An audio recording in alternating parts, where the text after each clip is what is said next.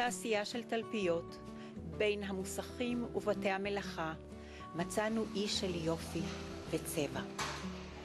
When I'm in the woods and the world calling out. When I'm in the woods and the world calling out. Hey mama, whoa. Hey mama, whoa.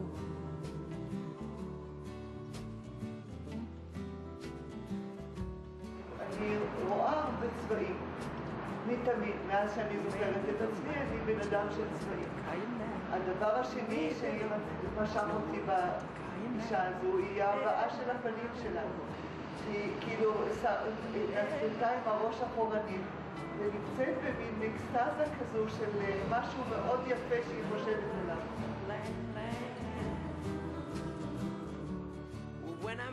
יש פה סדרה של ציורי שופטים. הסיבה שיש את הציורים של השופטים היא כי הם חלק מהחיים שלי. הסיפור של הציורים נובע מזה שרוב הציירים סבלו מבית המשפט, ולכן ציירו אותם, את השופטים, בצורה די דוחה, אם להגיד את זה בלשון המעטה. ציירתי את השופטים של בית המשפט העליון מכיוון אחר, מהכיוון של העומס המונח על כתפיהם. זה ציור של נשיאת בית המשפט העליון. הוספתי לה דוגמה, זה נתן לה נשיות ורקות שרציתי לבטא אותם גם, איזשהו גינדור.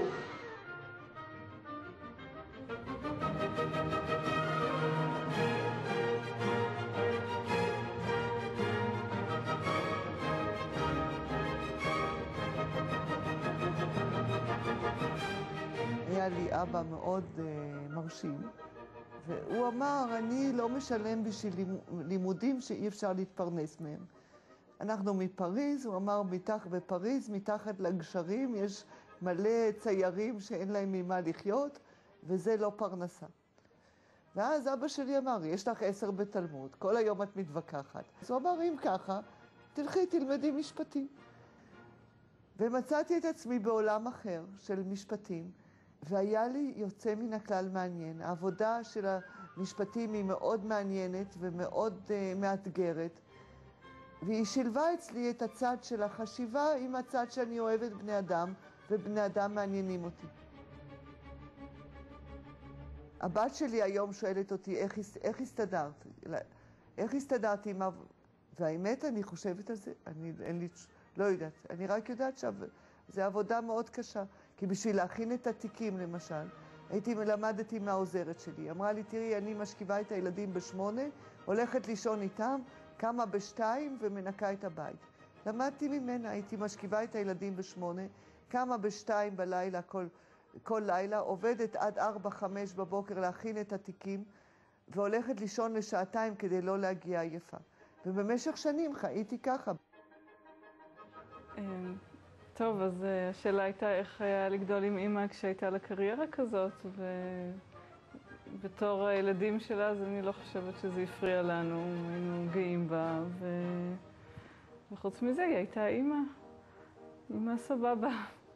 יש לי 2 ילדים, הגדול בן 8, הקטנה בת 6, ובינתיים אני לא עובדת, אני גם כרגע לא חיה בארץ, ואיכשהו זה קרה ככה. גם הילדה שלי יום אחד שאלה אותי, למה אני רק אימא ולא עוד משהו? אז כנראה שגם הילדים רוצים את זה. אימא שלי, שהייתי מאוד קרובה לה ושגם צעירה, חוץ מהרבה מאוד דברים אחרים שהיא עשתה, היא קיבלה אירוע מוחי. והיא הייתה משותקת בכל הגוף, אבל הראש פעל בחצי.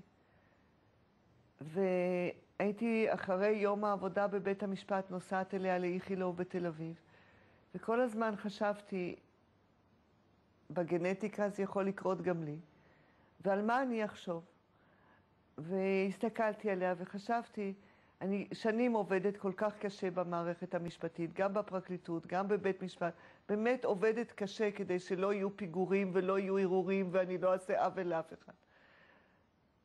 מה אני אחשוב אם אני אהיה במצב הזה? על מה היא חושבת? על מה אני אחשוב?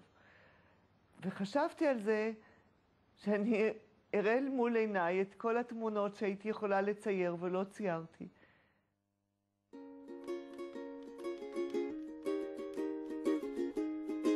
קרוב לוודאי שלא הייתי יכולה לא לגדל את הילדים ולא לעבוד במשפטים ולא להיות ציירת בלי התמיכה של עוזי. איך הוא עושה את זה, שיש לו קשר ישיר תמיד עם כל אחד מהילדים, וכל ילד שאי פעם קיבל מכה טלפן קודם לעוזי. גם אני לא הייתי יכולה לעשות קריירה בלי התמיכה של עוזי, שעוזי תמיד תמך ועודד אותי, וכשהחלטתי לעזוב את המשפטים ולצייר, הוא ידע שזה החלום שלי כל החיים. בלי העידוד שלו, גם את זה לא הייתי עושה.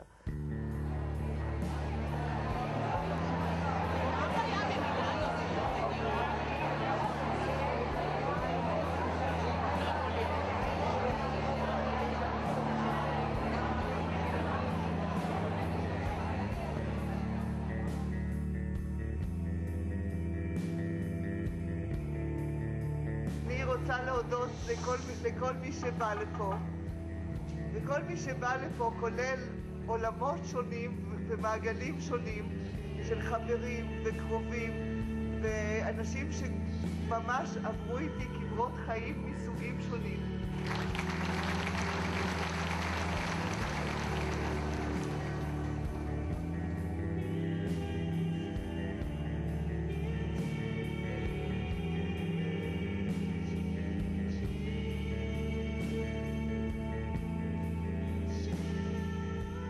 אני לא מצטערת על דרך החיים שלי, למרות שהדברים התגלגלו בצורה כזו. אני חושבת שעבודת השיפוט היא עבודה יוצאת מן הכלל מעניינת, גם ברמה האינטלקטואלית וגם ברמה האנושית, ולכבוד גדול היה לי להיות שופטת.